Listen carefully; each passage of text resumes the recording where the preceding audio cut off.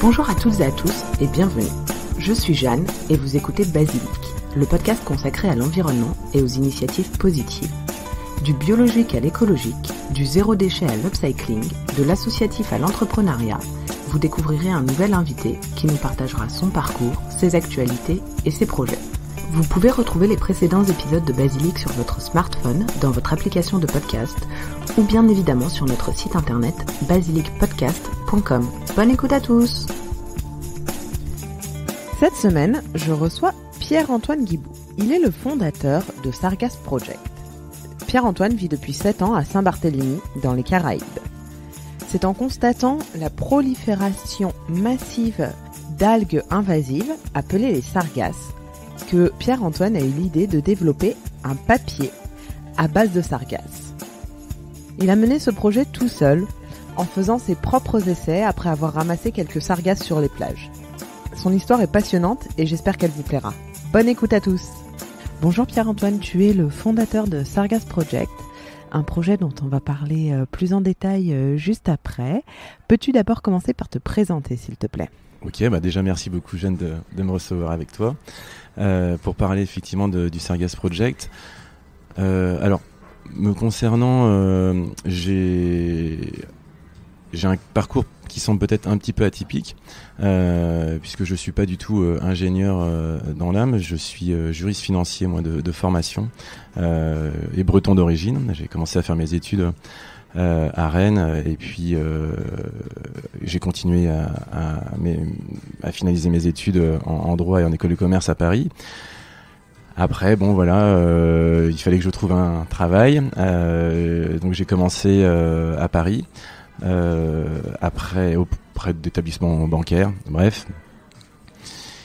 Et puis la vie parisienne, moi je suis un provincial, j'en avais un petit peu marre, donc j'ai voulu partir à l'étranger pour améliorer mon anglais.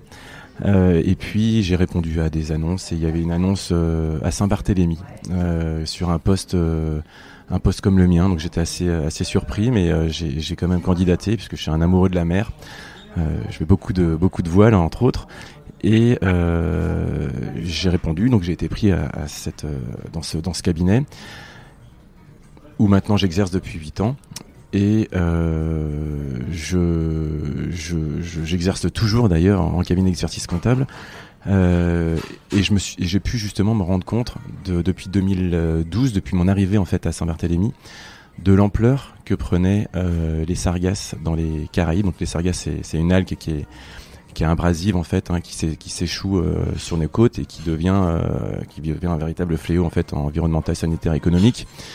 Et là je me suis dit c'est pas possible, faut que je fasse quelque chose, faut que j'essaye de trouver peut-être des partenaires ou des gens qui sont plus à même de faire quelque chose avec ces algues-là, justement des ingénieurs peut-être, pour qu'on valorise ces algues-là. Parce qu'on est capable de les ramasser, ça on sait le faire, mais après il faut les stocker. Donc en séchant, elles dégazent un gaz assez toxique, l'ammoniac et puis l'hydrogène de sulfate. Je me suis dit on peut pas, on est obligé de faire quelque chose avec ça.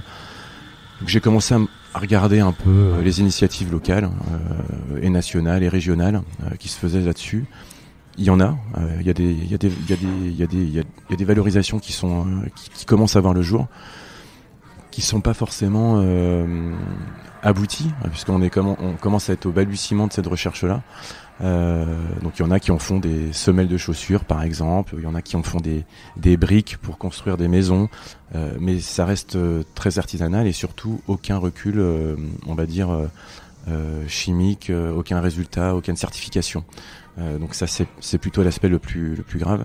La majorité des valorisations, des foyers de valorisation en tout cas, des découvertes, se situent au Mexique, puisqu'au Mexique ils sont vraiment impactés vraiment très très lourdement sur ces échouements de sargasses, plus qu'aux Caraïbes encore. Nous on est vraiment les mailles du râteau. La sargasse c'est une algue qu'on trouve principalement dans cette région ou alors on la retrouve dans d'autres endroits ? Alors la sargasse on la trouve partout dans le monde, parce qu'il y en a 60 types de sargasses.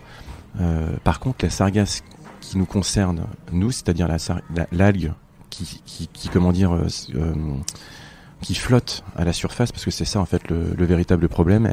Elle flotte et du coup elle bouge en fonction des courants et elle vient s'échouer sur les côtes. C'est ça en fait le vrai problème. Donc bon, je suis encore une fois, je suis pas ingénieur chimiste, donc je peux pas te dire je me rappelle plus le nom latin de cette algue-là, de la sargasse en question. Mais en tout cas, voilà, cette sargasse, c'est celle-ci dont je parle, parce que en Bretagne, par exemple, il existe des sargasses qu'on appelle communément excuse-moi, j'ai perdu le nom, l'algue japonaise, voilà. Mais qui n'est pas plus que ça abrasive. Au contraire, c'est un foyer de reproduction pour les poissons, les crabes, etc. Donc pas de problème. Et elle s'échoue pas surtout sur les côtes puisqu'elle est attachée aux rochers. Là, je parle en fait des sargasses donc flottantes qui représentent 25 millions de tonnes dans le monde, avec 3 millions de tonnes supplémentaires par an. L'une des raisons, on va dire la principale des raisons, c'est la déforestation en Amazonie. Bon, c'est de notoriété publique. On sait très bien que on est 7 ou 8 milliards sur notre planète. On sera peut-être 10 milliards en 2050. On a besoin donc de terre pour nourrir toutes ces bouches-là. Maintenant, les principaux, on va dire, greniers à blé sont l'Afrique et l'Amazonie. En Amazonie, qu'est-ce qu'ils font ? Ils coupent les arbres pour rendre les terres cultivables. Donc, pour les rendre cultivables, ils les bombardent d'engrais. Et ces engrais-là ruissellent après dans les affluents du fleuve Amazone, qui vient après se déverser en océan Atlantique. Donc, tous ces engrais-là, combinés en fait au réchauffement climatique, eh ben, pour l'algue, c'est l'extase, on va dire, parce qu'elle se multiplie. Elle a une faculté, justement, cette algue-là, de reproduction qui est assez exponentielle. Et c'est donc là d'où viennent ces 3 millions de tonnes, d'algues supplémentaires. Donc ça en fait, si tu veux, une véritable valeur première, une matière première, qu'il faut absolument valoriser. Et Sargasse Project, voilà, essaye à son échelle, puisque la société est relativement récente, elle a à peu près 8 mois d'existence, elle accélère très vite. Puisque nous on a trouvé une pâte, on est capable en fait de fabriquer une pâte à base de sargasse, enfin c'est même pas à base, c'est 100% sargasse, qui viendrait se substituer à la pâte à papier classique pour en faire l'un des emballages de demain, l'un des biomatériaux de demain, algo-sourcé à 100%. On a eu de la chance puisqu'on a reçu quelques prix avec ce projet-là. En novembre dernier, on a été lauréat de l'innovation Outre-mer Network dans la catégorie Start, qui récompense en fait les startups à fort potentiel. Et c'est vrai que ce prix-là nous a mis quand même en lumière et du coup c'est vrai que ça accélère très vite. On sent qu'il y a une véritable demande, une attente énorme autour de ce projet-là, puisqu'on est contacté en permanence, quasi tous les jours, par des consommateurs, que ça soit des petits artisans locaux ou alors des grandes surfaces, des grosses enseignes de distribution, pour avoir nos emballages en fait à base de papier sargasse, qui est donc compostable, biodégradable, etc.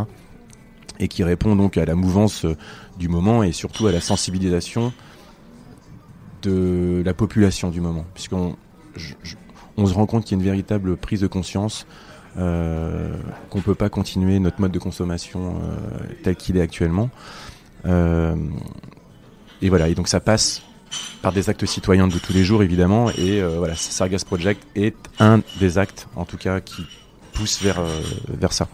Est-ce que toi, en 8 ans à Saint-Barthélemy, tu as pu observer cette augmentation et cette prolifération des algues ? Alors complètement, en fait, moi je suis arrivé en 2012 à Saint-Barthélemy, en juillet 2012 précisément, et ça, c'était le début. C'est pas toute l'année, il y a une saisonnalité en fait des échouements des sargasses. Là actuellement par exemple, si jamais tu vas aux Antilles, tu vas en voir, mais pas tellement. Mais par contre, ce qui fait peur, c'est que moi, pour venir ici, quand j'ai pris l'avion de Saint-Barth à Pointe-à-Pitre, C'est un petit coucou qui vole pas très haut, et du coup tu peux voir justement quand tu te penches un peu sur le hublot, tu vois ces nappes de sargasses qui se forment, et c'est là où tu te dis ça va arriver, et quand ça va frapper les côtes, ça va faire mal, puisque quand ça arrive en millions de tonnes, si tu veux, en milliers de tonnes en tout du moins, et au Mexique, sur les côtes mexicaines, c'est en millions de tonnes.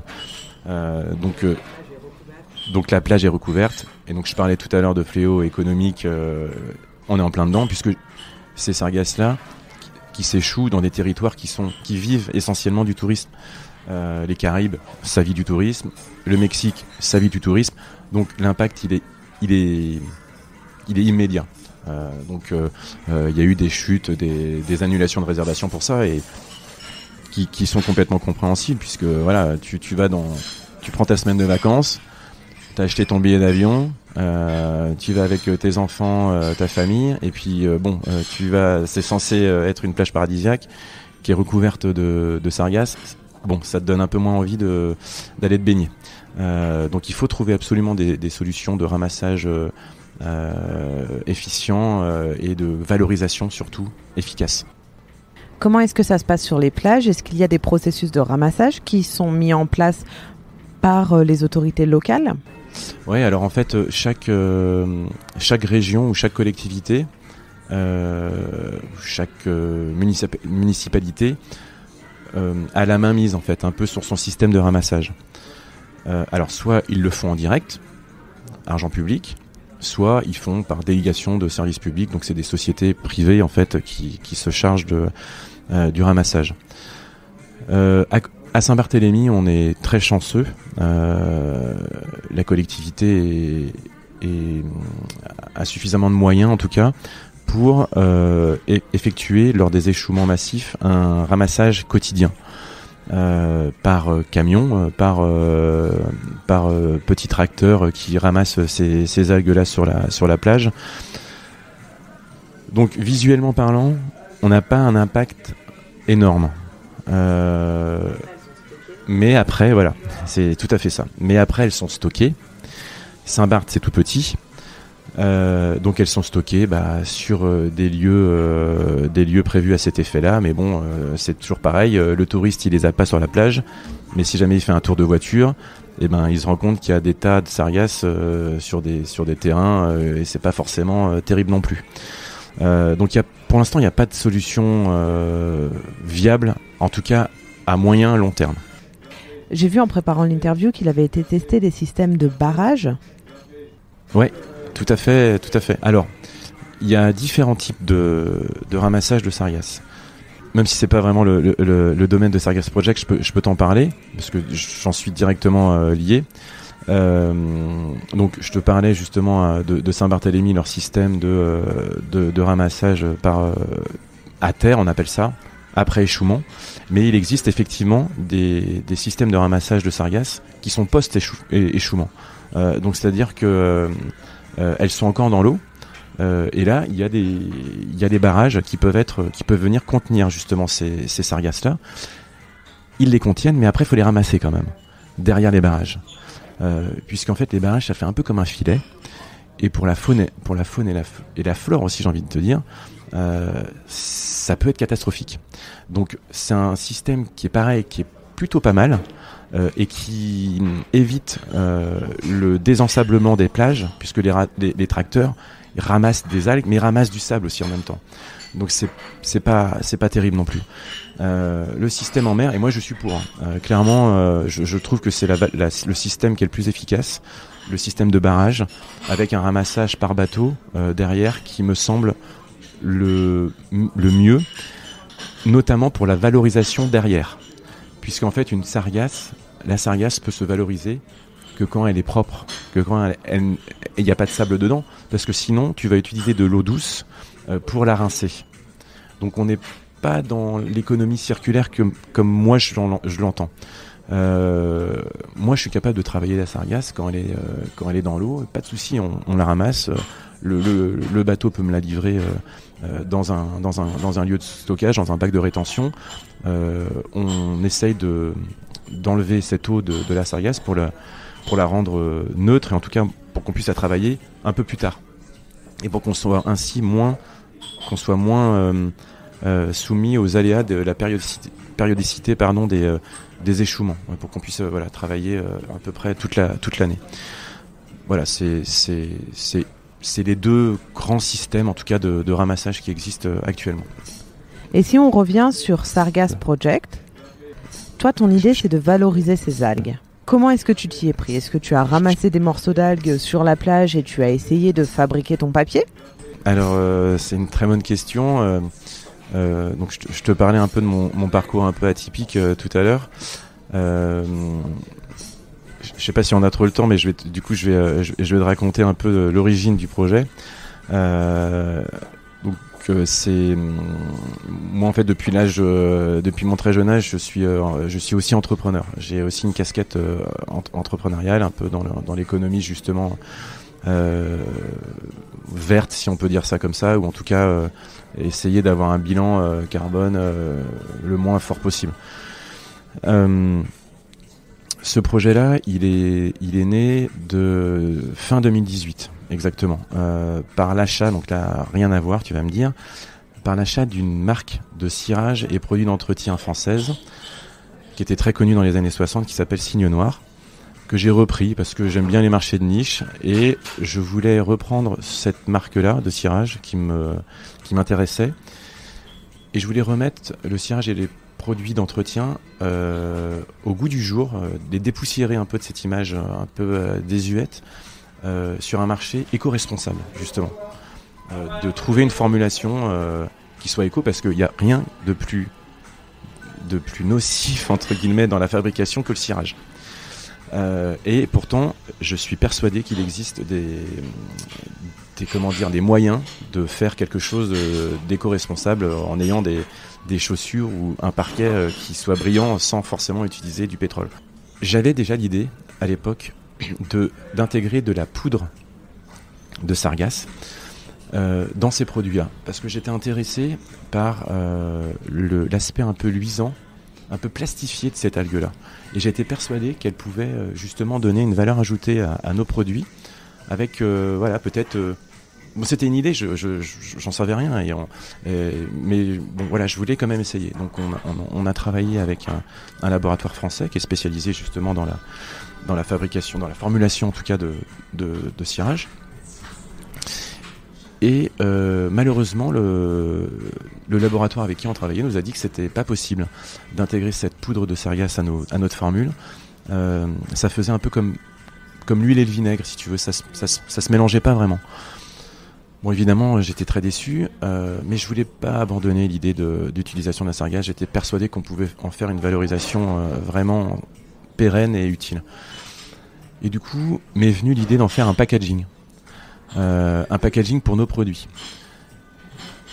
Donc là, je me suis dit, mais attends, la sargasse, il y a de la cellulose. C'est comme ça peut être assimilé à du bois, il y a de la cellulose aussi, la pâte à papier c'est à base de cellulose, c'est un végétal marin, pourquoi pas.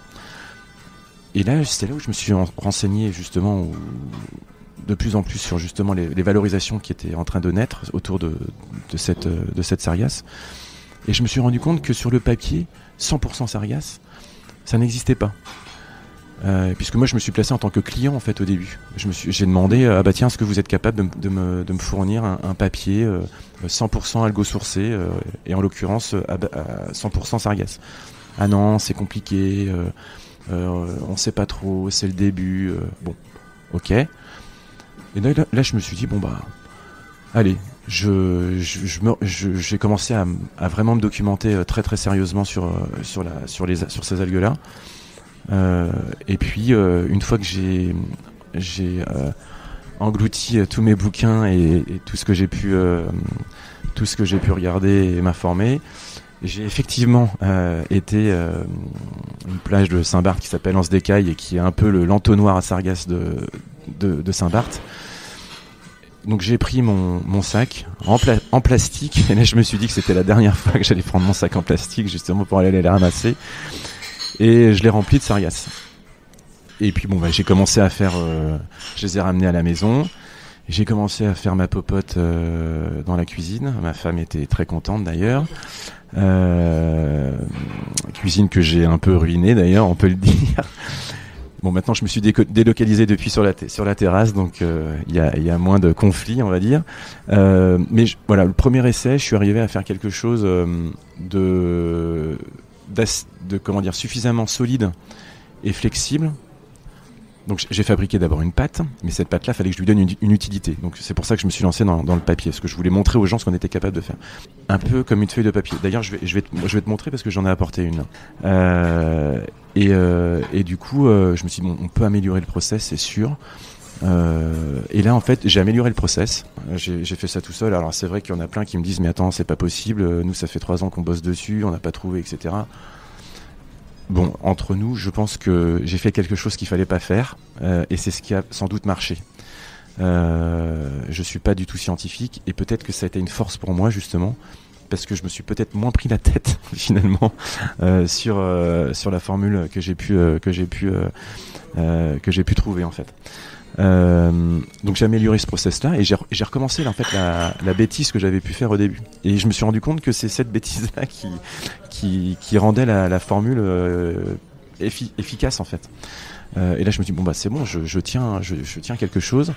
Je vais lui donner une utilité à cette feuille de papier. Et j'en ai fait un sac tout bête pour mettre des pommes, entre autres.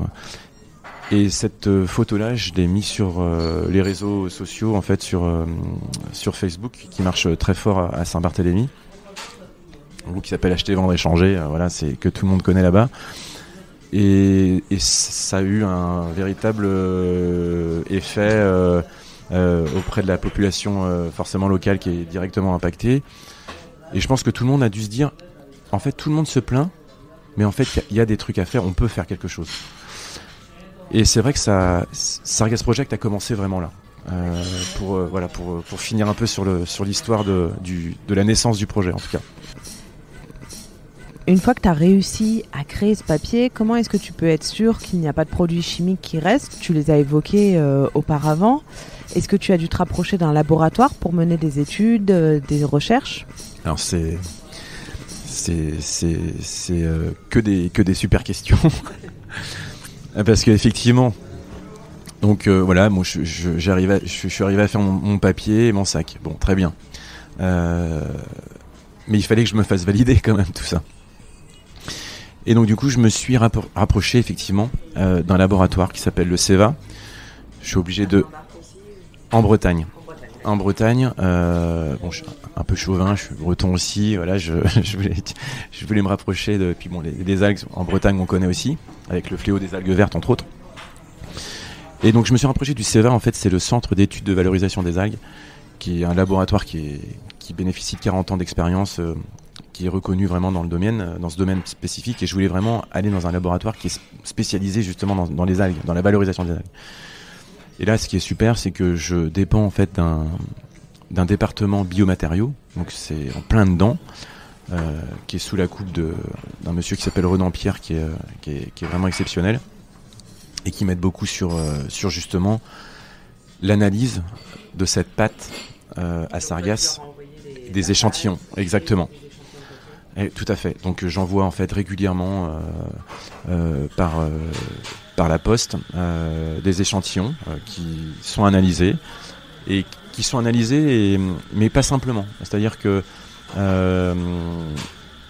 voilà, ce département-là aussi m'oriente, me dit bon là il y a peut-être des molécules qu'on pourrait utiliser dans les effluents de ta matière, on peut peut-être les utiliser dans le cosmétique, dans d'autres voies auxquelles je n'avais même pas pensé moi. Donc c'est plus qu'un labo, c'est un conseil aussi. Et ça c'est très précieux. Encore une fois, je connais pas grand-chose, même si je suis très curieux de nature, donc je m'intéresse beaucoup, mais voilà, j'ai besoin d'être accompagné et j'ai besoin d'avoir une certification aussi que cette pâte-là puisse être commercialisable.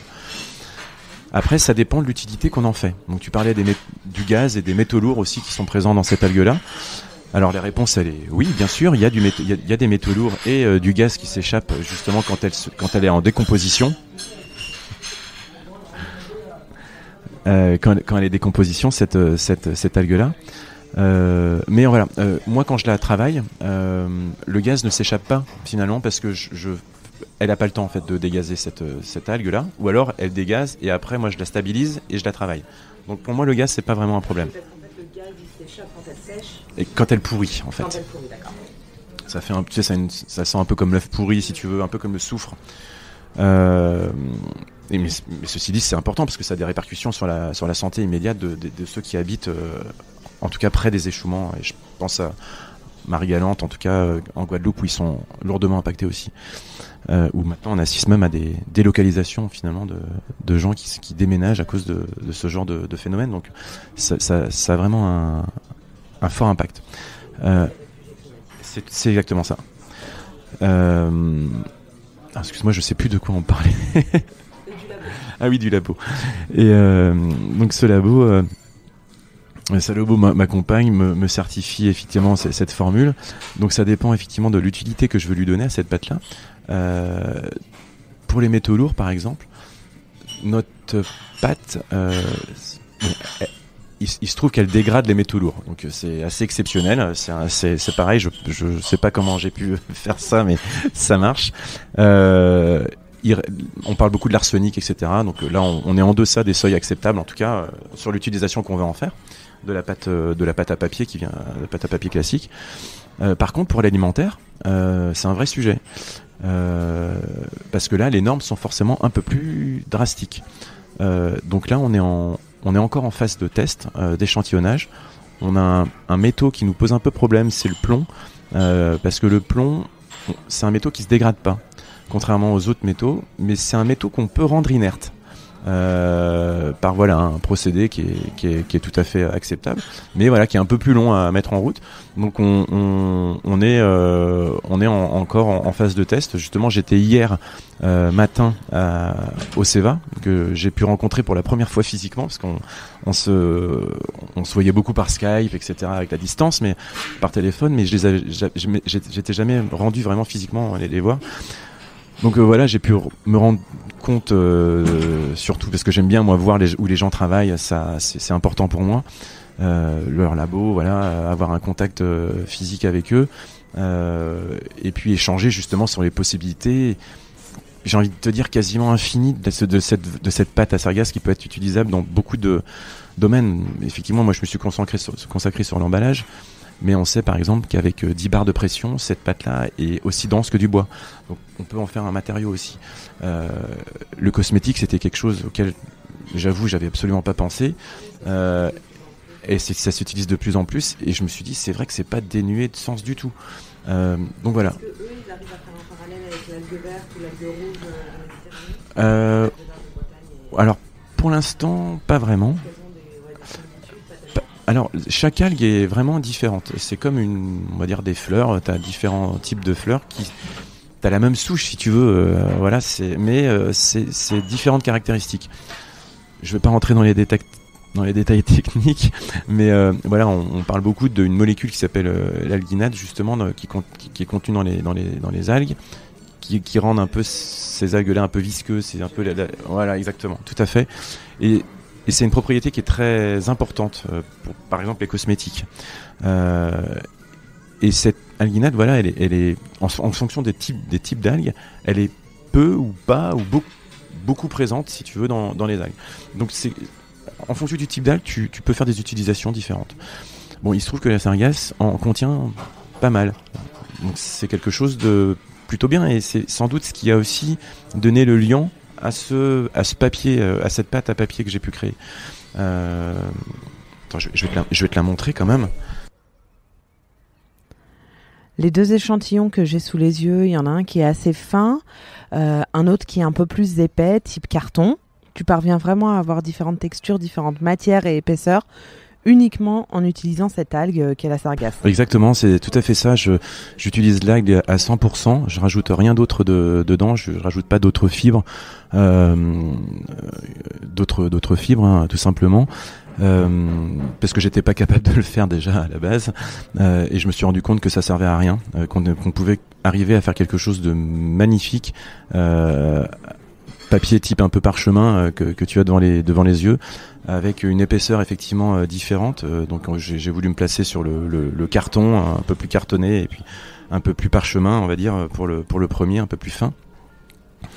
Et montrer aussi qu'on pouvait blanchir complètement naturellement ces algues, puisqu'en fait la couleur d'origine c'est marron forcément, et avec un procédé complètement naturel on peut blanchir ces feuilles que tu as devant toi. On pourra jamais obtenir un papier, alors sauf avec des procédés peut-être chimiques, mais je suis pas justement dans ce process là, du papier blanc classique sur lequel tu as l'habitude d'écrire. Et donc pour toi concrètement, quelles sont les étapes à venir? Ouais, les prochaines étapes, c'est alors il y a beaucoup de R&D forcément. Je pourrais, si tu veux, commercialiser ma pâte maintenant, puisque je sais qu'elle contient plus de 50% de cellulose, donc elle rentre complètement dans la catégorie du papier carton. Donc pour nous, c'était la très bonne nouvelle qu'on a eue justement. Juste après avoir remporté le prix Innovation Outre-mer. On n'avait pas encore justement cette validation là, et j'ai pu l'expliquer sur scène en même temps, donc c'était assez incroyable. Donc maintenant on sait ça, donc ça c'est très important, puisqu'on rentre pas dans une nouvelle catégorie de nouveaux biomatériaux avec un cahier des charges énorme, ou qui mettrait 5 ans de développement, énormément d'argent. Là on rentre dans la catégorie du papier carton, donc le cahier des charges, il est connu. Il y a juste à suivre les lignes. Donc ça, c'est plutôt une très bonne chose. Après, j'ai pas envie de lancer ce produit-là tout de suite. J'ai envie qu'on ait toutes les petites validations, le contact alimentaire, la possibilité de l'utiliser dans différents types d'industrie, on va dire, industrie pharmaceutique, pourquoi pas, le cosmétique, j'en parlais tout à l'heure, papier, pour que l'industriel derrière, parce que moi je me place dans un business, dans un système B2B, business to business, mes clients ça sera des industriels qui seront eux capables de fabriquer les produits finaux. Moi je suis pas fabricant de papier, et je le serai jamais, sauf si effectivement il y a vraiment une demande énorme, et auquel cas j'aurais vraiment une volonté personnelle de monter une petite fabrique de papier ou d'emballage, en tout cas aux Antilles. Je sais pas encore où exactement, mais moi mon business c'est de vendre cette matière première, comme si tu veux la pâte à papier classique qui est vendue aux industriels. Mais voilà, ça peut être aussi d'autres supports. Donc j'ai envie de mettre tout ça vraiment, de verrouiller tout ça avant de pouvoir rentrer dans une production vraiment, on va dire, conséquente, et satisfaire les industriels qui déjà, alors c'est assez incroyable, parce que cette pâte-là, elle n'est pas encore créée, qu'elle est déjà vendue, on va dire quasiment, donc c'est assez exceptionnel.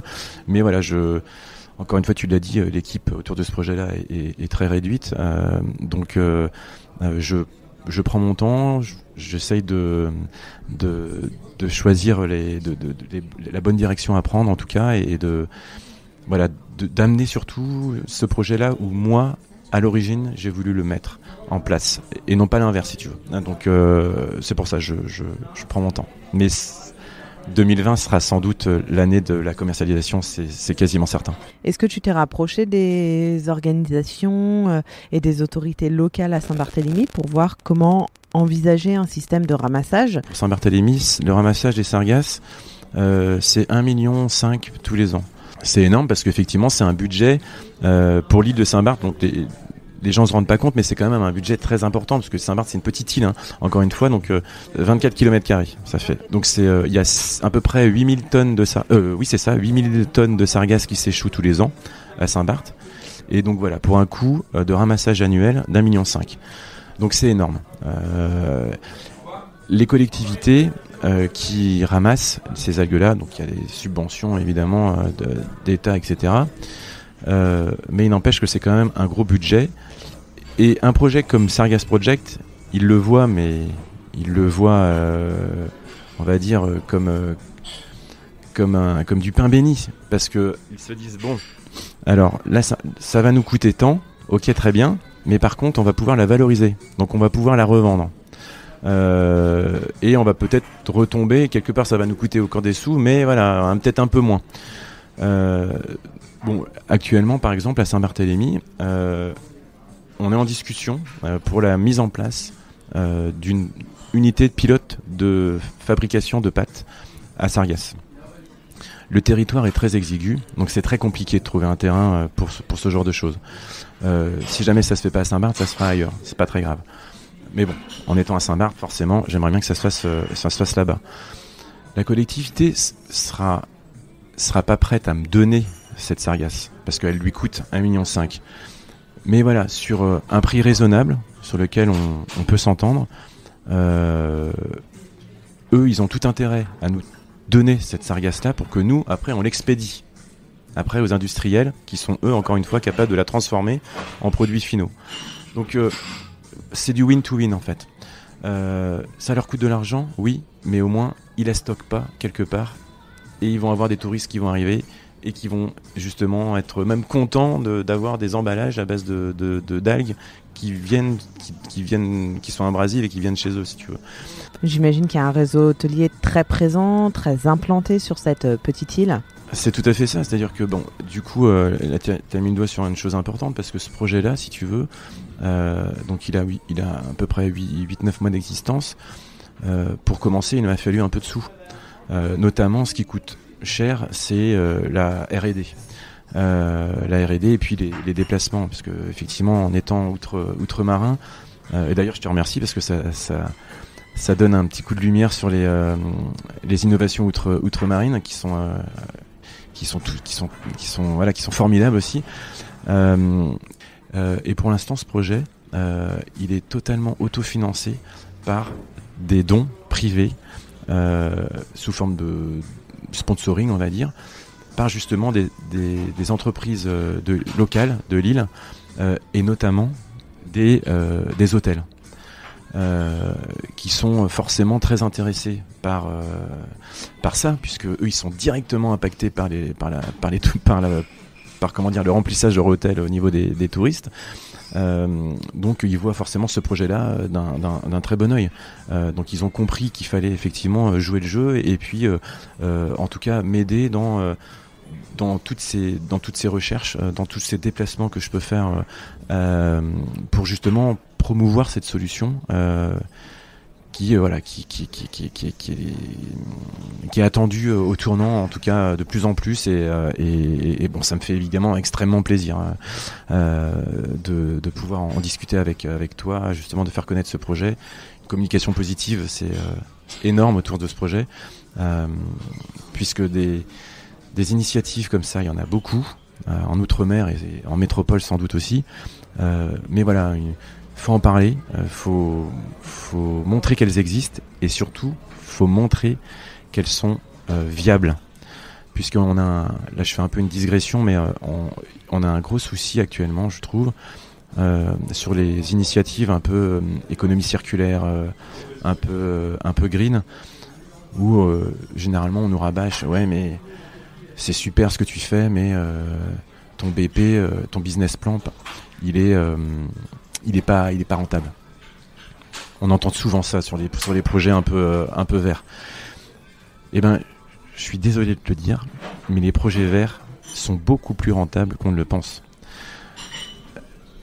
Quand on parle de rentabilité, on parle de quoi ? On parle d'une rentabilité court terme. Alors effectivement, un investisseur qui va mettre de l'argent dans ce projet-là, il va pas récupérer 5-10% au bout de 2 ans. Mais la rentabilité, pour moi, c'est une rentabilité économique, bien sûr, mais une rentabilité environnementale surtout. C'est ça qu'on oublie. C'est-à-dire qu'il ne faut plus raisonner à court terme, il faut raisonner à long terme. Et là, on se rend compte qu'il y a un véritable déclic qui est en train de se créer autour de mon projet évidemment, mais autour d'autres projets. On parlait tout à l'heure du Summit Change Now qui a lieu il n'y a pas longtemps. Il y a des innovations incroyables. J'ai rencontré des gens qui faisaient des briques à base d'écailles de poisson. Enfin, des trucs qui sont... la matière première, elle est là, elle est devant nos yeux. Et il y a juste à se creuser un peu les méninges et à la rendre commercialisable. Et effectivement, de faire un business plan qui tienne la route. Mais c'est possible, puisque la matière première ne coûte rien. Ou ne coûte pas cher du tout. Par par exemple, pour en revenir, et qu'elle ne puisse pas dans nos ressources, bien sûr, elle est là, elle est à disposition. Donc il faut la prendre. Et nous, être humain, on est doté d'une intelligence, il faut s'en servir pour justement la mettre à contribution de notre planète et de la rendre plus, en tout cas moins polluée qu'elle ne l'est actuellement, et de consommer, on va dire, plus intelligemment. C'est un travail de sape. Ça passe par des actes citoyens, ça passe par les institutions. Ça va pas se faire du jour au lendemain, mais il faut persévérer parce que de toute manière, on ira. Donc vaut mieux y aller en douceur plutôt que se prendre un mur dans la tête. Je pense vraiment qu'il faut changer la façon dont on pense, où on a tendance à opposer écologie et économie en permanence. On est bien d'accord. Moi, je suis justement, mon métier de cœur, c'est de conseiller les entreprises. Je suis convaincu, j'ai pas 40 ans d'expérience, mais j'en ai bientôt une petite quinzaine d'années quand même. On peut allier, c'est une certitude, écologie et économie. Voilà. Tu disais en tout début d'interview que tu pratiques la voile. Est-ce que toi, tu as pu constater une augmentation de la pollution dans les océans ? Est-ce que tu es confronté à ces plastiques, microplastiques ? Alors le plastique, oui, on en voit dans les mers, bien sûr. J'en vois, il y en a beaucoup. Mais je pense qu'à Saint-Barth, on est un petit peu préservé quand même. Parce que, encore une fois, on est un petit caillou au milieu de l'Atlantique. Bon, au milieu de plein d'autres îles, mais qui sont quand même assez éloignées. Donc les déchets plastiques, je pense, n'ont pas le temps de vraiment s'échouer, si tu veux, sur nos côtes. Tu sais, le plastique, c'est un peu transparent. Donc quand tu navigues, on voit des bouteilles, etc. Mais je pense qu'on voit pas tout ce qu'on devrait, ce qu'il y a dans la mer. Mais effectivement, il y a une pollution certaine. Sur les côtes, on voit toutes sortes de déchets désastreux qu'il faut effectivement ramasser. Donc il y a des campagnes de ramassage qui se font à Saint-Barthélemy assez régulièrement. Au niveau du recyclage, qu'est-ce qui est mis en place sur l'île de Saint-Barthélemy ? Au niveau du recyclage, si tu veux, c'est effectivement une toute petite île. On fait beaucoup brûler nos déchets. Il y a un tri qui est fait avec le verre, par exemple, mais pas au niveau du plastique. Alors c'est un parti pris, c'est un double tranchant, c'est compliqué à expliquer. En fait, Saint-Barth, c'est une île au niveau de la gestion des déchets qui est hyper à la pointe, tout de même, parce qu'en fait, on utilise la valeur calorifique du plastique brûlé pour en faire de l'eau potable. Parce qu'à Saint-Barth, l'eau, ça vient de la désalinisation de l'eau de mer. Donc voilà, c'est quelque chose qui est un peu un circuit fermé, si tu veux. On utilise l'énergie, justement, des déchets brûlés pour alimenter l'usine de désalinisation. Donc on peut considérer que c'est un système plutôt vertueux. Mais évidemment, je te parle pas du gaz qui est brûlé et qui est rejeté dans l'atmosphère. Bien sûr que c'est pas du tout écologique. C'est pas. En tout cas, je pense que c'est une solution qui est, en tout cas pour l'instant, qui marche bien. Il y a une gestion des déchets qui va parce que la population de Saint-Barth croît, donc ça va devenir un vrai sujet aussi dans les années à venir, à la gestion des déchets, puisque maintenant on n'a plus le droit d'exporter nos déchets comme on le faisait avant sur les îles voisines. Non, maintenant chaque île doit traiter ses déchets.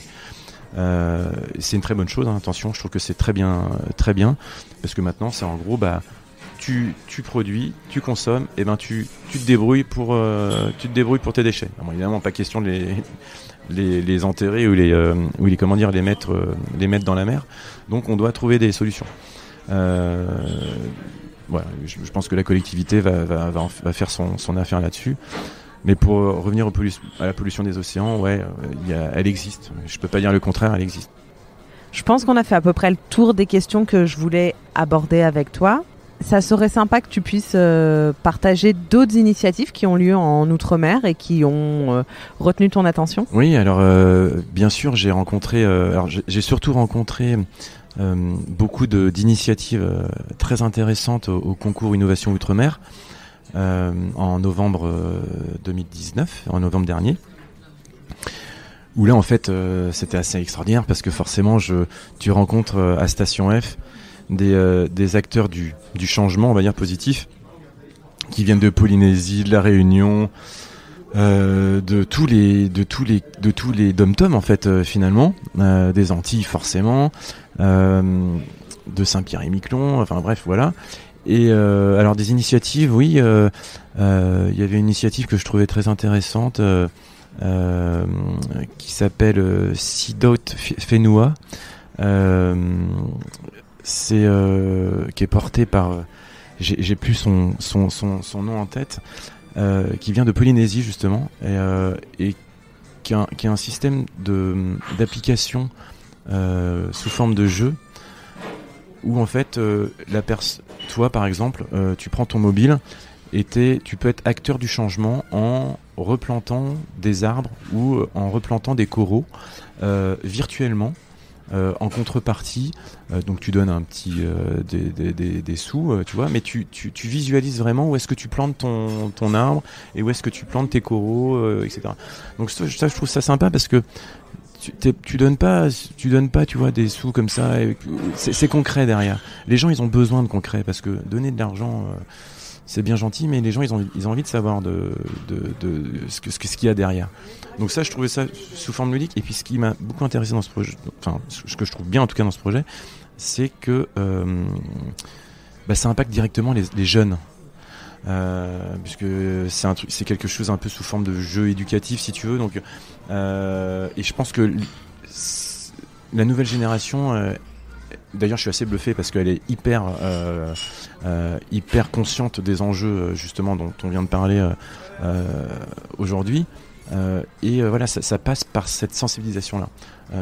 Parce que c'est eux, je suis persuadé que ça va être eux qui vont dire. Moi, je vois déjà mes filles de 4 ans, elles me disent papa, attention, faut pas jeter ça par terre, etc. On se rend compte que voilà, il y a une véritable prise de conscience des plus jeunes autour de ça, et je suis positif de nature, mais là je suis sûr que ça va dans les années à venir, il va y avoir un changement concret, et en tout cas j'espère aussi de nos dirigeants plus haut et de nos institutions. Il faut pas baisser les bras.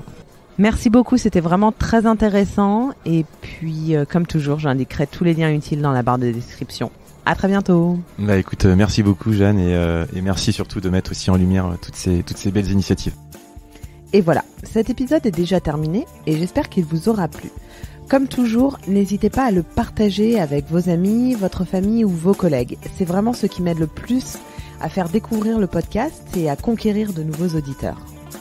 N'hésitez pas également à me laisser des étoiles sur la plateforme d'Apple Podcast ou celle d'Ico Podcast. Je vous donne rendez-vous la semaine prochaine pour un nouvel épisode. À très bientôt!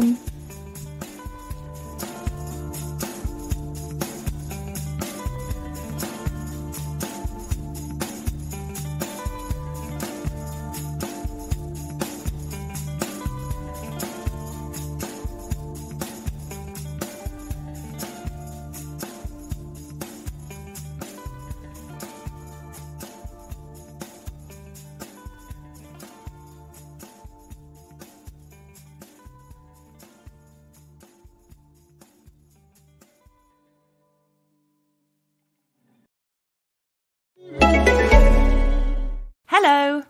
Hello, hello, hello. This is Dolly and Pandora from the Hilo, bringing you a Staycast message to remind you to follow the government's advice and stay at home if you can. Stay at home, protect the NHS and save lives. And while you're staying at home, let us recommend a couple of podcasts to pass the time. I love The Week Unwrapped. And I can't get enough of Fortunately with Fee and Jane, full of wit, wisdom, silliness and charm. I also like working out which one of us is the Jane and which one of us is the Fee. There are so many great podcasts to choose from, so plug into an Audible treat and stay home, keeping you and everyone else safe.